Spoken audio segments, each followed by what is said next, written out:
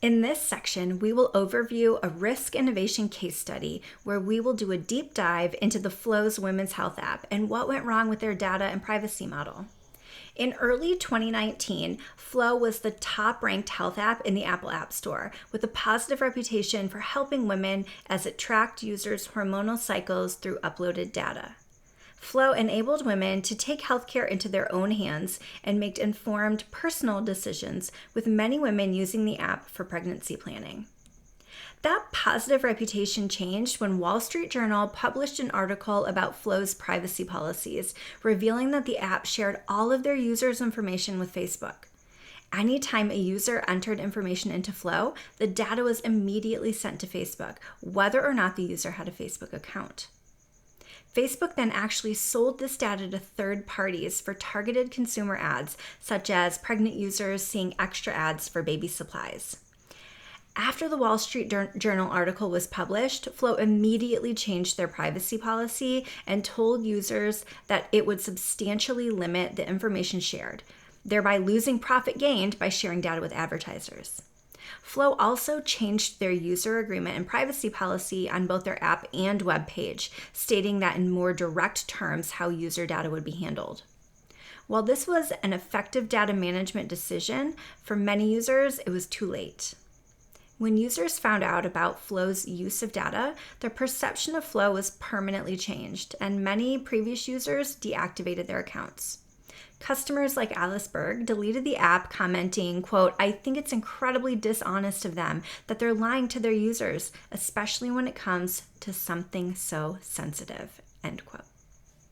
Looking back, and hindsight is always 20/20, but we're still left wondering, how could Flo not have seen this coming?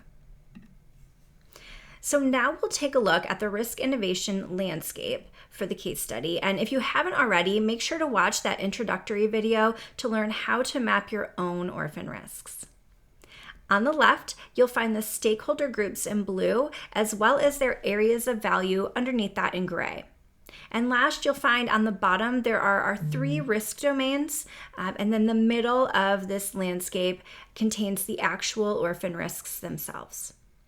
So for this example, we'll look at the 3rd row down to track the customer's orphan risks and the fallout that happened. When details of sensitive data being bought and sold came to light, users' perception of Flo and their own trespassed privacy led to outrage and confusion over this loss of agency.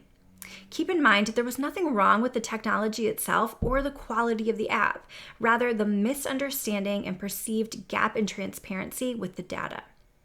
Flo's creators overlooked the seemingly obvious areas of value to the customer around security, brand trustworthiness, and transparency.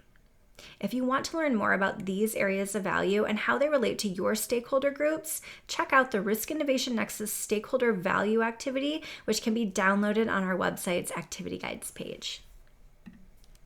So what are some of the lessons learned? Flo threatened critical areas of value with an unclear data management plan. Remember, their enterprise wasn't damaged because they sold personal data, but because customers had a different perception of what the company actually did with that data.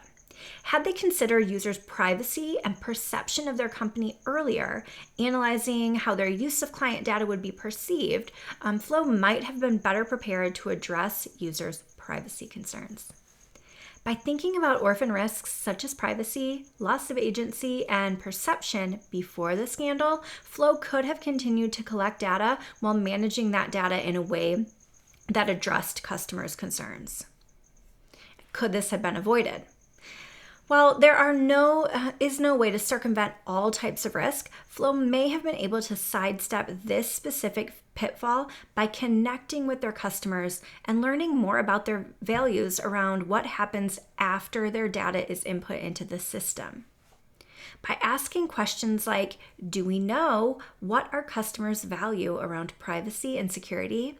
And have we engaged our users in the data security process?